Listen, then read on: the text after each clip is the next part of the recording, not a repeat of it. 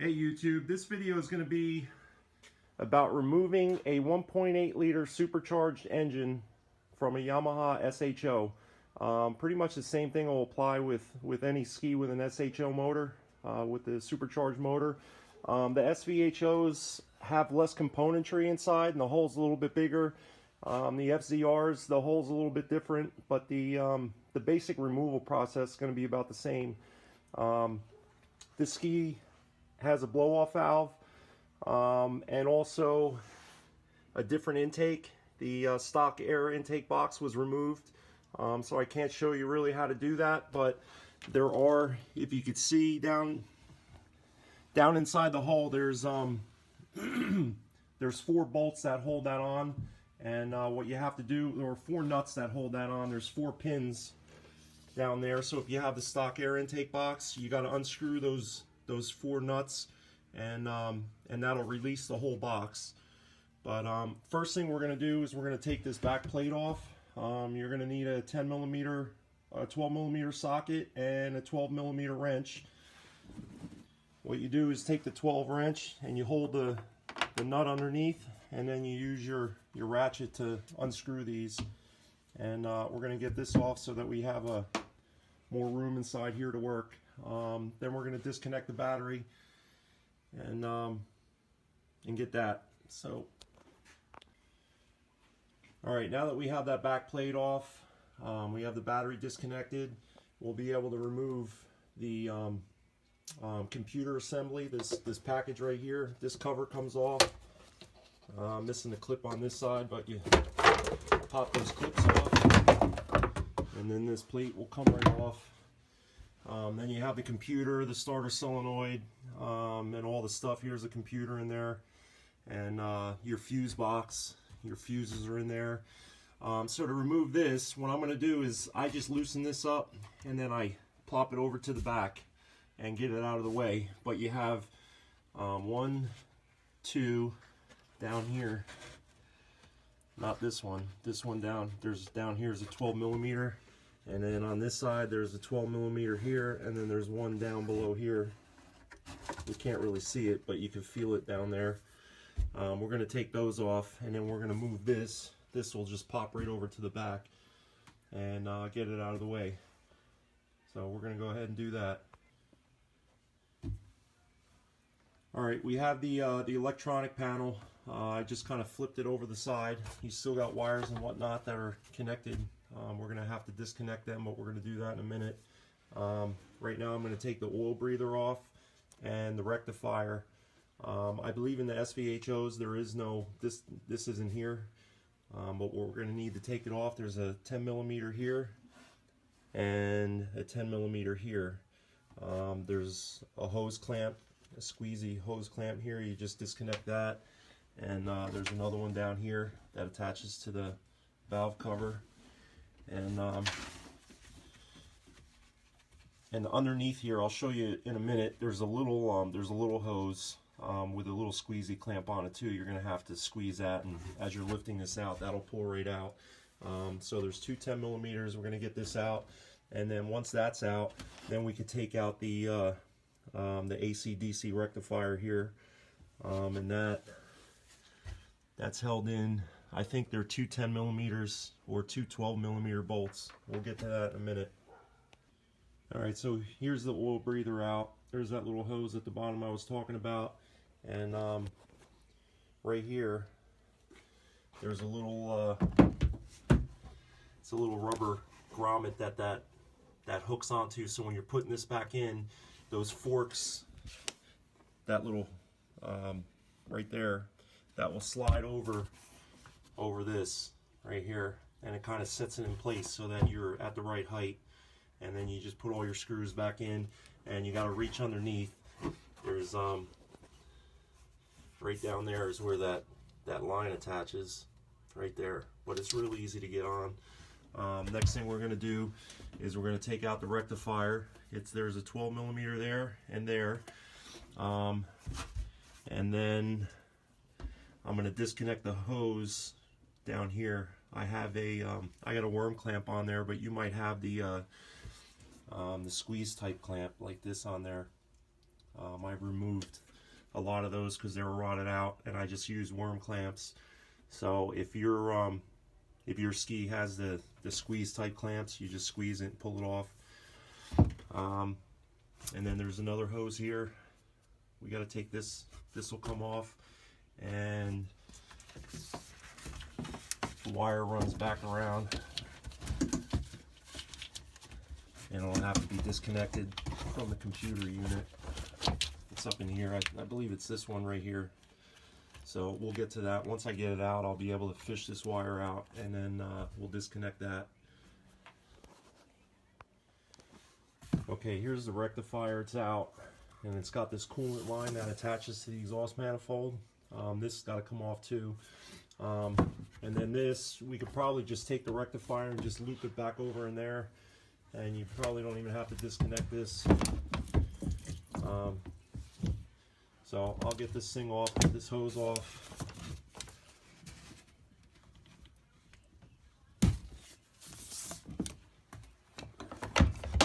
Let me just tuck that back there out of the way. As I'm doing this video, you'll notice that a lot of stuff is either missing or changed or looks different. It may look different from your stock ski. I've done a few things to this, so like putting an additional coolant line in here. I have a SHO intercooler on here with 2 different ports. Yours may only just have the single one coming out the top, and I added another port on the side. And this line here connects to where the sprayer is off the cone. I disconnected that the sprayer line, and I hooked up a hose to that, and then ran that up through the hole to there, and that feeds the intercooler with its own water source. So it just keeps the engine cooler, and just for warmer climates, warmer water, just keeps the engine a little bit cooler and running better. So the next thing we're going to do, the rectifier's out. We're going to start pulling the intake components off. I'm going to get the this tube taken off. That's the intercooler tube. I have a blow-off valve on it, but yours may look like this. Basically has the same function. There's 2 7mm clamps, or you can use a flathead screwdriver. You got to take this clamp off, and then there's one down here you got to take off, and then this hose will come off. My blow-off valve, I have a this air hose is connected to the intake. I'll show you that later on. And basically that, when you let off the throttle, the intake, it creates negative pressure in there, and it pulls on the diaphragm in here, and it blows the boost pressure out. In case you didn't know what that was for. But I'm going to go ahead and take that apart, and then my intake tube, I have an aftermarket filter. I'm just going to remove this. It's just got also a 7mm clamp down on the front of the supercharger down here. So we'll get those off, and then I'll be back. Okay, we got the hoses removed. Here's your supercharger. We're going to have to get the supercharger off to remove the motor from this hull. So what we got to do now is we got to take this bracket off. There are 14mm bolts. There's 4 of them. There's one here, and then one below here that goes into the intercooler, and then there's another one right here that goes into the block, and another one here that goes into the block. So when you're removing this, this bolt right here will come back enough where if you use a ratcheting wrench, you'll be able to get the wrench out. But this one here, if you use a ratcheting wrench,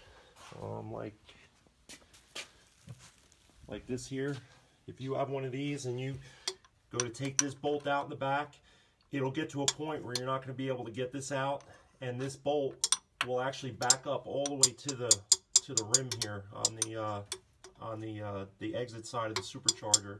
So don't use one of these for this bolt, because if it gets in there, it'll get stuck and you won't be able to get it out. You're gonna have to cut your wrench or the bolt. So just use the open end side for this one. This one here and the one underneath, you can use an extension with a 14mm on it. And this one here, you can use the ratcheting wrench for this to take this off. That's all right, because there'll be enough room to get it out. So we're going to go ahead and do that. All right, now that that bracket's out, You can see where the 2 bolts went into the side to the intercooler, and then the other 2 went into the to the bottom of the head.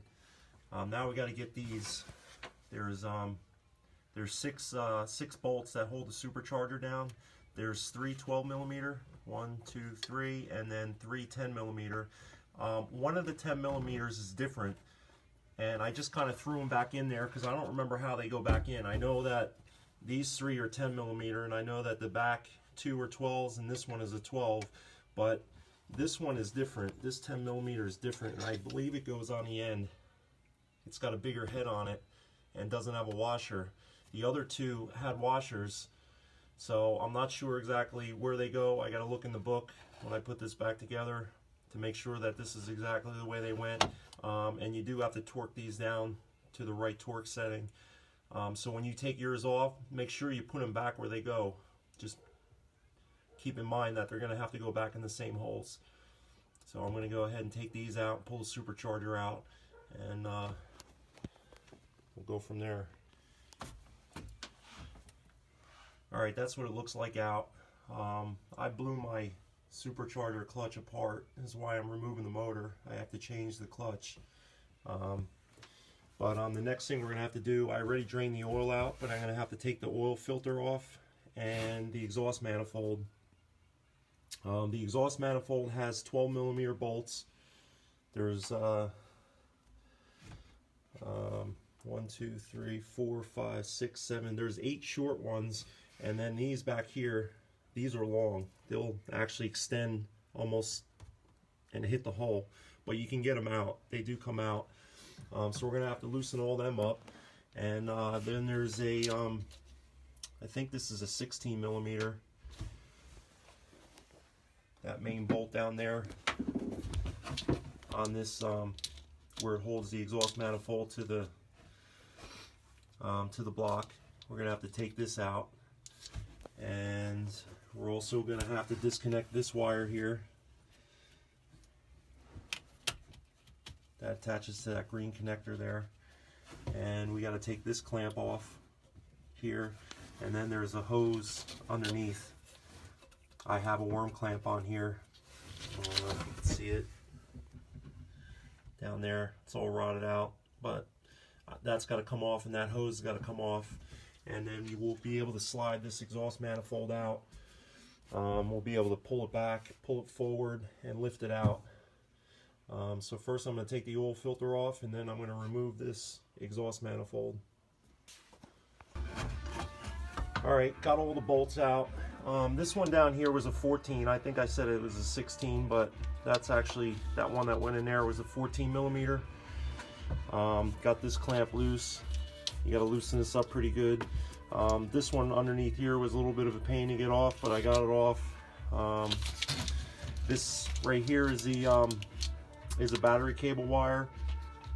I think the first time I removed the motor, this was down underneath the exhaust. For some reason it's now up here.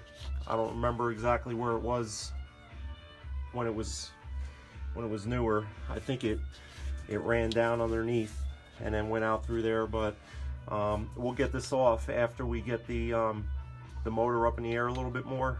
Once I start lifting it out, we can disconnect it from there. So I'm going to go ahead, and this should just come out. You have to shake it a little bit, but where's that pry bar? There's a little pry tab right here. It doesn't want to come off. You just pry them out. Another one under here.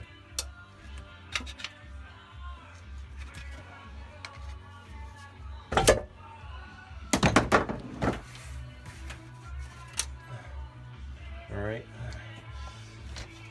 and you just shake it, twist it until it comes out of that boot.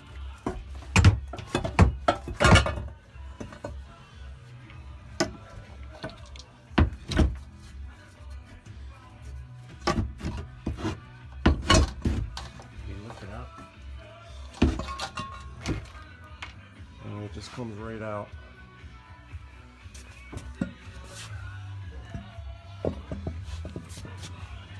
make sure you check if you're using it in salt water, check these ports in here. Make sure all that's cleaned out. Sometimes they get gummed up on the exhaust manifold side and on the engine side too.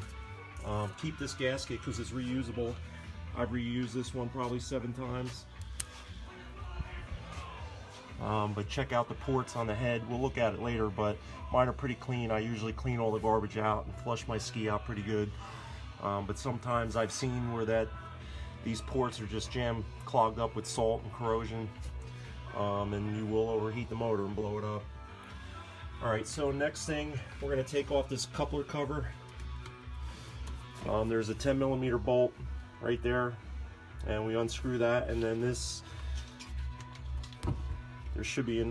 was another like a rubber grommet over here, but it fell off. So normally you just take that 10mm bolt off and then slide the unit back, and it'll come right up.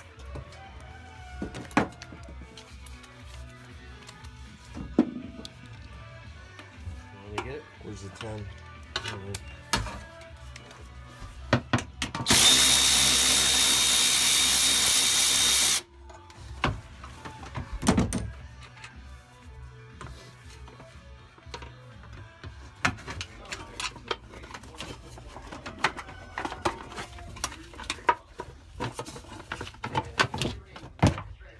There's another one of those rubber things on that side. See it right there?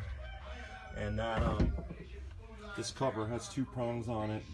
I'm missing one, but when you put it back on, you got to slide that over those rubber grommets, and then you put the 10mm in. So now your coupler is exposed.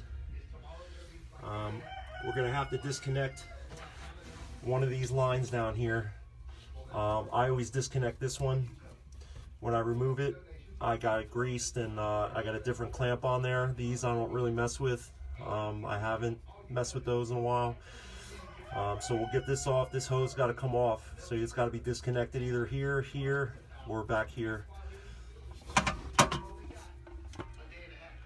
So we're going to go ahead and get that out, and after that we're going to get the intercooler out. I got 2 clamps up here. I got to remove those hoses. There's a cap nut down here that's, well, it looks like it's missing, so it must have fell off, but normally there's like a chrome cap nut that's on top of that. That's going to have to be unscrewed. That's 14mm. And underneath,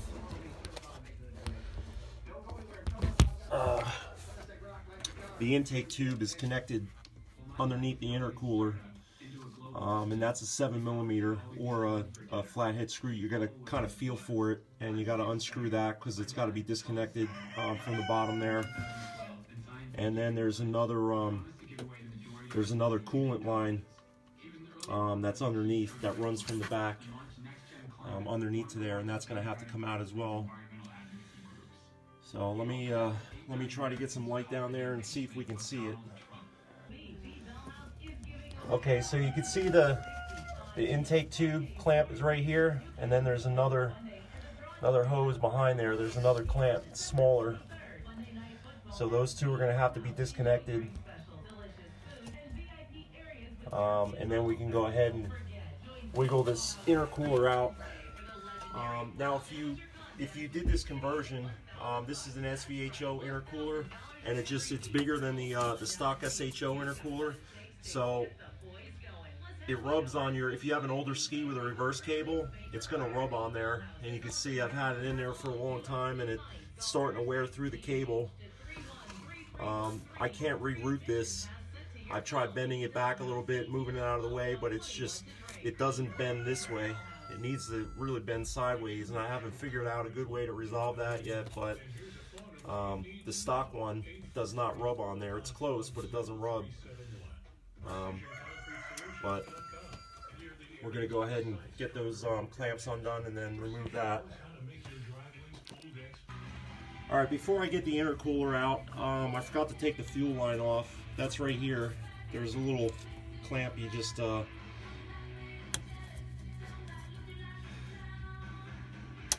lift up the clip and then it'll pop off, but make sure you undo your gas cap because pressure can build up inside there, especially if it's hot, and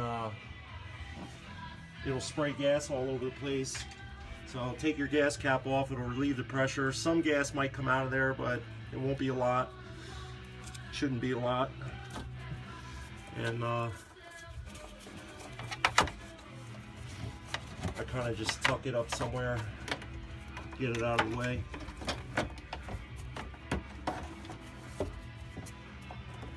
Just tuck it up back in there.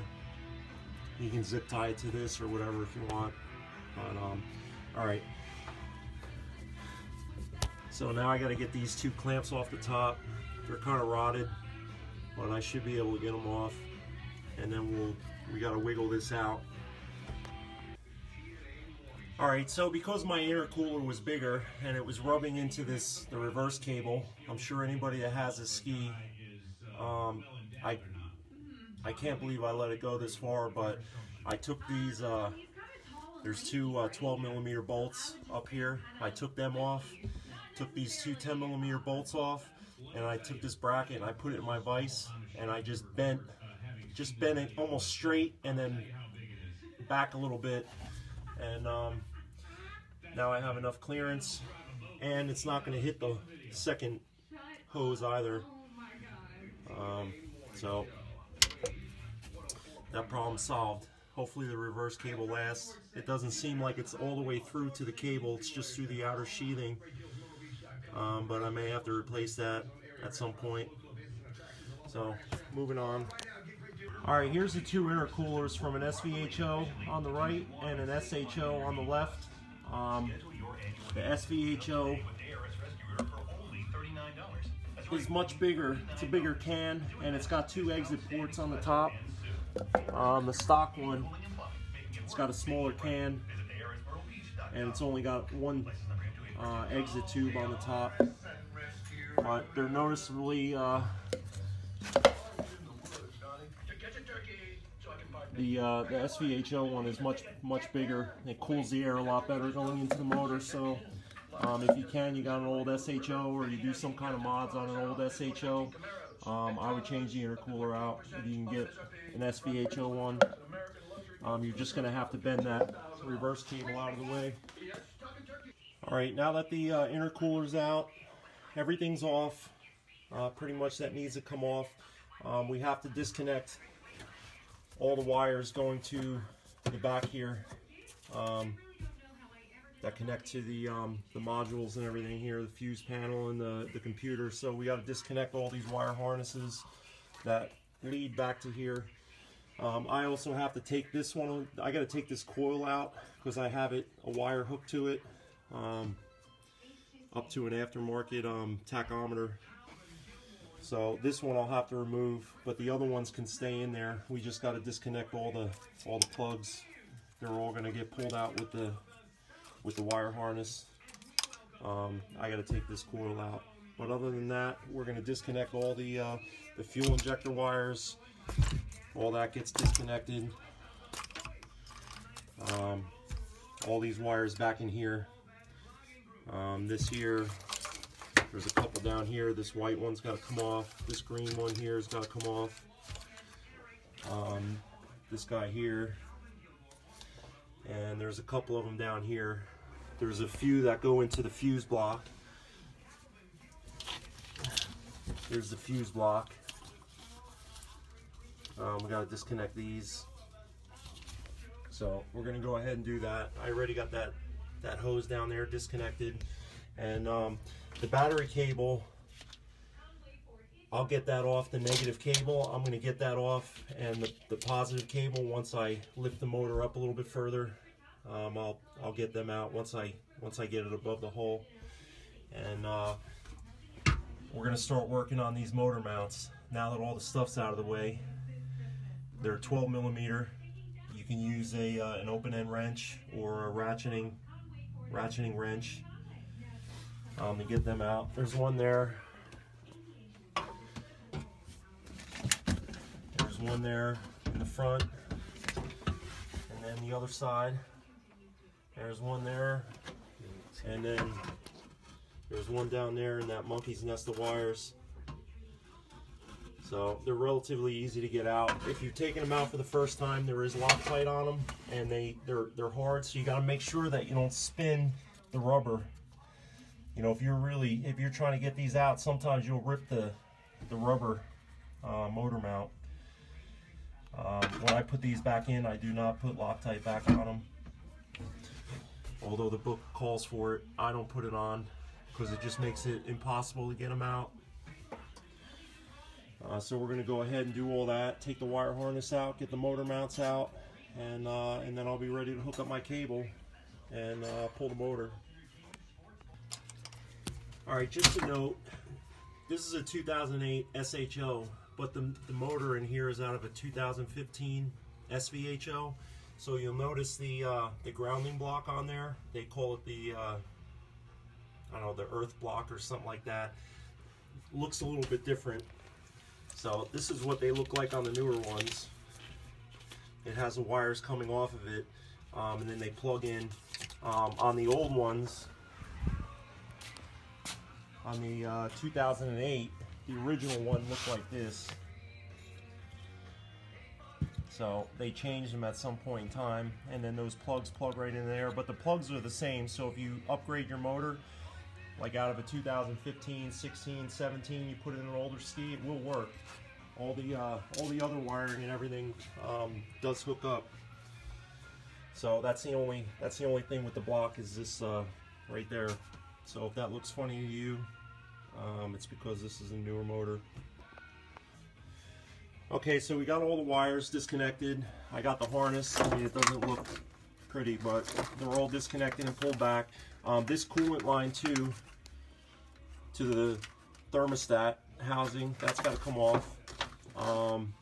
Back behind here is the throttle body harness, and all these wires coming forward. You got to make sure you get all them disconnected, and then you can pull the harness back, and all the wires will be away from the motor. One thing I have to do with the way I pull this motor out is I have to put one bolt back in the center hole where that bracket that holds the supercharger intercooler, it sits like that on the front of the motor. Well, I take this bolt out right here, and I just wheel that into the hole for my cabling system that I use to yank the motor out. But yeah, so we're gonna hook up the engine hoist, and we're gonna start pulling this out. Okay, so I have my engine hoist. It's just a standard automotive engine hoist, and what I did is I set up a cable system. I got a hook on there on that bolt, and basically the cable goes up and then it comes down, and I got the hooks on these ears in the back. So what I could do is when I'm pulling this up, I can actually slide these cables back and forth to tilt the motor, because the motor has to be tilted to get it out. First we lift it up and we pull it forward to unhook the coupler in the back. Once the coupler's out of there, then what I do is I tilt the motor forward and hold it forward, and then we jack it up, and then we slowly pull the back out first, so the back will be sticking up like planed out. And it seems to be the best way that I found to get it out. You might have a different method, or using straps or whatnot, but it definitely makes it easier when you can swing the motor, when you can slide it over the hook. So we're going to start jacking it up. Go ahead.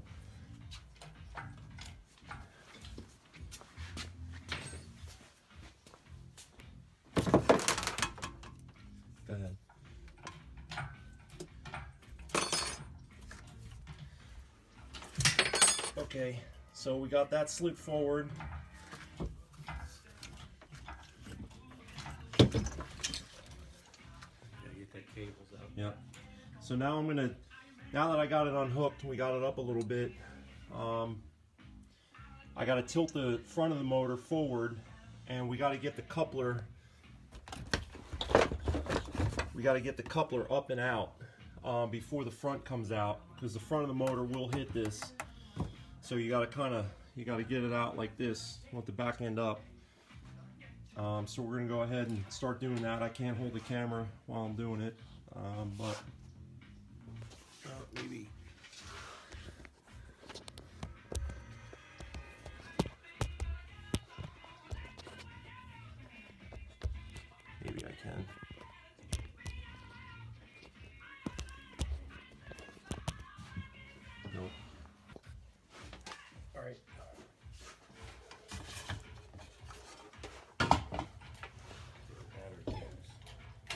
we'll get those once it gets up high enough.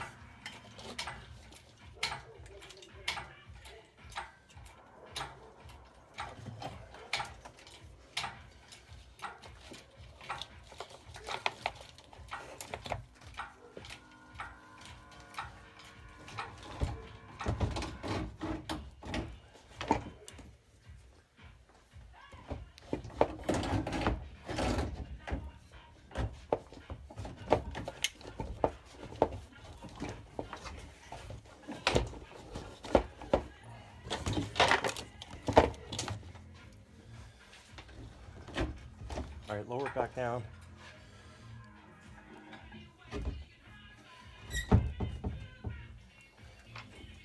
Okay. Got it up. Come up with it.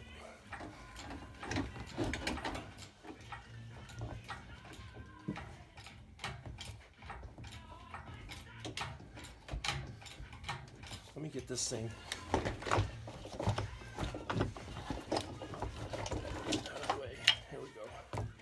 Okay.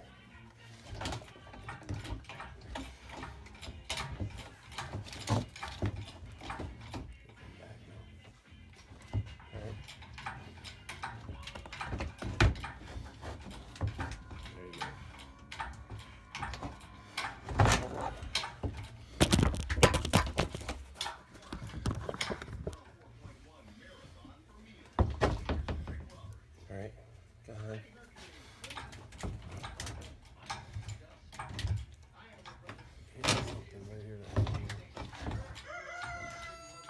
Okay.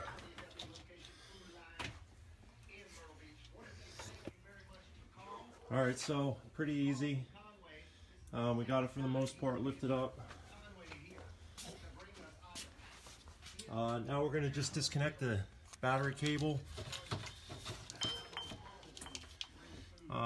That goes to the battery, the starter wire, and this ground wire here is inside here. It's just easier to get out once you pull the motor up. See it inside there? It's 10 millimeter. So once those two are off, then we'll be able to swing the motor over the hull and work on it out here where we have more room. Alright, well, I forgot to take the oil cooler lines off, but you should do this right after you get the exhaust manifold out. There's one that goes to the top of the oil cooler, right above the where you put your oil filter, and then there's one on the bottom that's got to come off. So it's getting hung up on that, but once I get this off, the motor will come right out. Alright, now we got it sitting here. I got to take the oil pump off. I got to get this oil line off.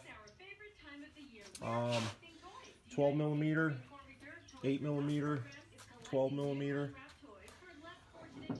And when I was taking the negative cable off, it's actually a 12 millimeter, not a 10. So there's a correction there. And then I'm going to get all these. This is a 5.5 millimeter Allen head. I got to take all those out. And there's one sneaky one in there. So there should be 13, I think, total. And then I'll get the oil pump off and we'll get to the clutch. Alright, so I got all the bolts out. One of them was a pain. It was stripped. It was the one that was underneath there when I got it out. But the last time I changed the clutch, when I put the gasket on, I put grease on one side of the gasket. So you can actually reuse the oil pump gasket. If you can get the gasket to come off with the oil pump, it can be reused. So what I do is I slowly pull it out and make sure that the gasket is on the pump side. You can see the gasket comes off with the pump, and if anywhere it's sticking, you just take a razor blade and you can get it in there and just kind of work it back, and you just go all the way around and do that as you're taking it off, and then you get to reuse the gasket. So I'm going to go ahead and get this pump off, and hopefully carefully, and I'll get the gasket and I won't have to change it. Alright, so I was able to pull the gasket off with the pump, and I can reuse it. It came right off.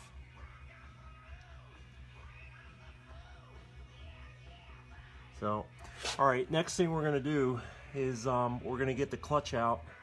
Okay, we got to get the intermediary gear out, and then that's a 17mm bolt right there in the middle, has an L on it, and it's reverse thread. So what you would normally think you're tightening is actually going to loosen this off.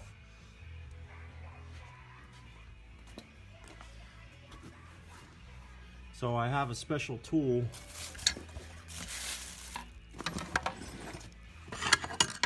Special wrench that we use to get the clutch out. But first we'll get the gear out. You just take a thin screwdriver and get it inside the center hole on that, and just pull it out enough where you can grab it. Okay, that's the intermediary shaft bearing, or shaft, whatever you want to call it. So here's my intermediary gear. Got tore up. Never seen that happen before. And the clutch gears all just rip right off. I don't know what happened. Ski ran fine, still runs fine. It just had no boost. So I'm gonna go ahead and set up, and we're gonna get that bolt off and change this clutch out. All right, so I got my tool on there, the clutch tool. All right, got my 17mm socket, and you're gonna need a breaker bar or something, you know, a 1/2-inch ratchet with a pipe on the end of it to get this off. So remember, you're going the opposite direction on this. So we're actually gonna push this down to break that loose, to loosen it up. And then when you put it back on, it's obviously it's reverse. You gotta tighten it in the opposite direction. So.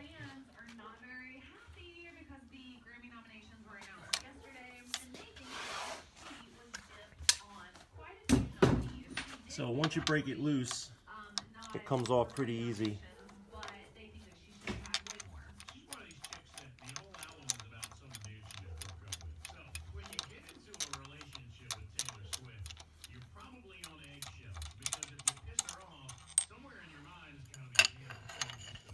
And then the clutch should just slide right out. Yeah, I don't know what happened, but I would say that's pretty catastrophic. It just tore all these teeth right off. So I'm probably gonna have to drop the oil pan on this. Inside there is a screen so that metal doesn't go through, but I'm sure some little pieces and whatnot did get through there. You can see down there where it drains out into the pan. I'm sure metal did get through, so I'm gonna have to flip this over, and I'm gonna have to clean the pan out, unfortunately. But timing chain, everything else looks good. So, all right, well, I'm gonna have to do that first. So, we'll get to it. Pull the bolts out on the oil pan. They're 8mm, and they're all along the bottom here, all the way around. You gotta get all those bolts out. And I'm gonna drop this pan and find out where all that metal went. Alright, so here's the inside of my oil pan. As you can see, all of the teeth from my gear are all over the place. And they can fit in these holes.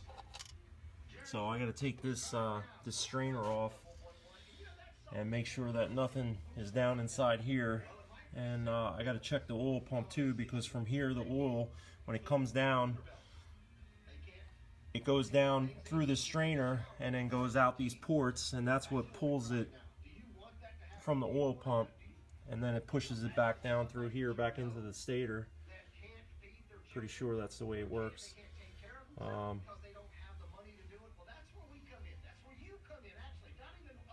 Yep, I'm pretty sure that that's the way it goes. But anyway, I'm going to pull this off. I'm going to clean my pan out, and then I'm going to inspect the oil pump. I'll have to pull the cover off of it and make sure that the pump inside there isn't all messed up. But well, now I know. All right, I got all the garbage cleaned out of the pan. This is what the pan looks like when you take the strainer off. So it's all nice and clean now. I'm gonna put the screen back on and just use a little bead of RTV on here, gasket maker, before you put the pan back on. Just go all the way around, and then you put it back on with RTV. There's no gasket for that. So I'm gonna start putting this back together. All right, so I got the pan back on. I just used some RTV, have it all cleaned up, put the pan back on, and I sprayed out with air all inside the crankcase and everything, see if there's any metal up in there inside the crank area, and it was all pretty clean. I sprayed this all out in here with some brake cleaner and air. So I'm pretty confident I got the metal out of the motor. I still got to look at the oil pump, but we're going to put the new clutch in. It just kind of slides right in there. It should.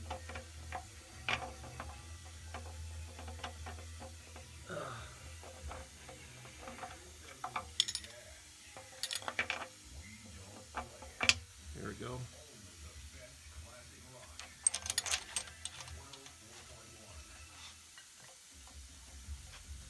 So tightening this is just the opposite. So instead of your tool resting against the housing on this side, you just bring it to this side and let it rest up against this side for tightening.